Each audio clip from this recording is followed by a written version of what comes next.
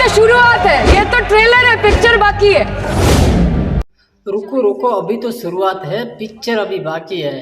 तो दोस्तों, आज मैं आप लोगों के सामने ये वाला वीडियो लेके आया हूँ। इस वीडियो में आप लोग देख सकते हैं सयानी घोष ने क्या कहा पार्लियामेंट में। आप लोग आगे देखें। इस वीडियो में चाय से शुरुआत हुई थी इस सरकार की और गाय पे अटक गई। विकास की मासी 10 साल में भटक गई। आप लोग आगे देखें इस वीडियो में क्या कहा बीजेपी के बारे में।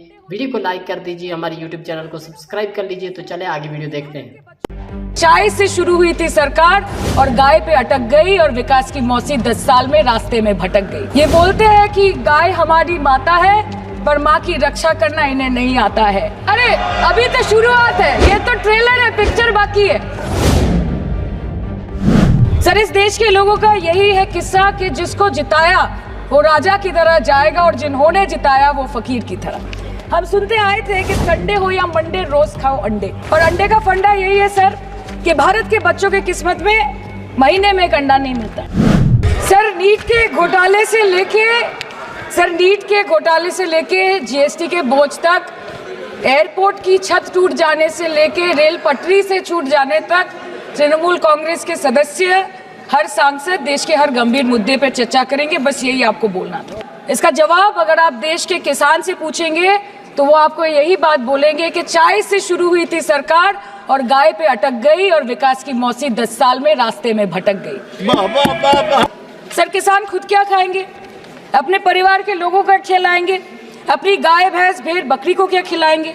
सर, ऐसे ही वारदात होते हैं जहां गरीबी से जूझता हुआ एक किसान उसको अपनी गाय भेड़ बकरी को बेचने में मजबूर करते हैं और अंत में जाके वो अपनी खुद की जान ले लेते हैं। सर, पिछले 10 सालों में 1,12,000 किसानों ने इस देश में आत्महत्या की।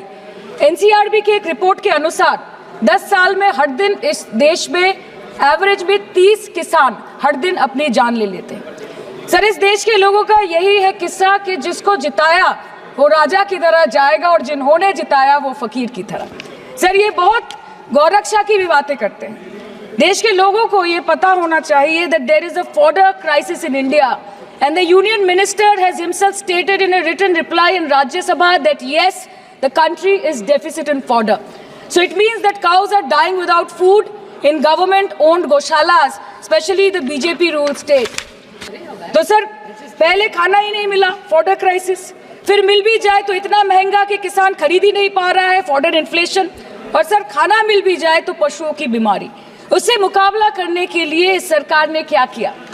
ये बोलते हैं कि गाय हमारी माता है पर माँ की रक्षा करना इन्हें नहीं आता है। आम आदमी के दूध, छाछ, लस्सी, दही, पनीर पर 5% की जीएसटी, क्रीम, कंडेंस्ड मिल्क, मक्खन, घी पर 12% की जीएसटी और अमीरों के हीरो पर सिर्फ 1.5% की जीएसटी। सरकार उनको रिलीफ नहीं देती है जो विदेश में जाके मिल्क शेक और लाते की चुस्कियां लगाते हैं।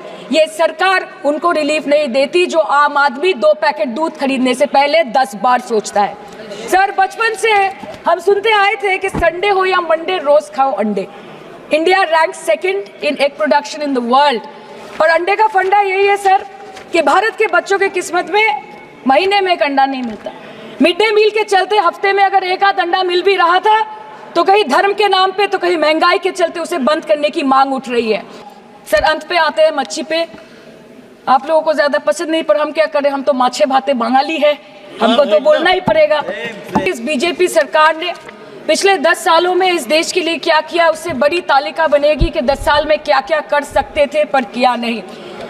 2014 में जो किसान मोदी है तो मुमकिन है सोच के और अच्छे दिन के ख्वाब देख के बीजेपी को वोट दे रहा था, आज 10 साल बाद वो बोलता है कि मोदी है तो नामुमकिन है। शायद अभी वो किसान है भी नहीं। तो इसीलिए मैं बोलना चाहती हूँ कि समय बड़ा महत्वपूर्ण होता है अध्यक्ष महोदय, और बड़ा बलवान। बंगाली में हम एक बात बोलते हैं कि समय गेले साधन होबे ना। इसका मतलब यही है कि अगर समय चला गया तो साधना नहीं होगी, अगर भक्त रूठ गए तो आराधना नहीं होगी। और 3 से 303 से 240 के आंकड़े बोलते हैं कि इस बार जो आप चले गए तो दोबारा लौटने की संभावना नहीं होगी।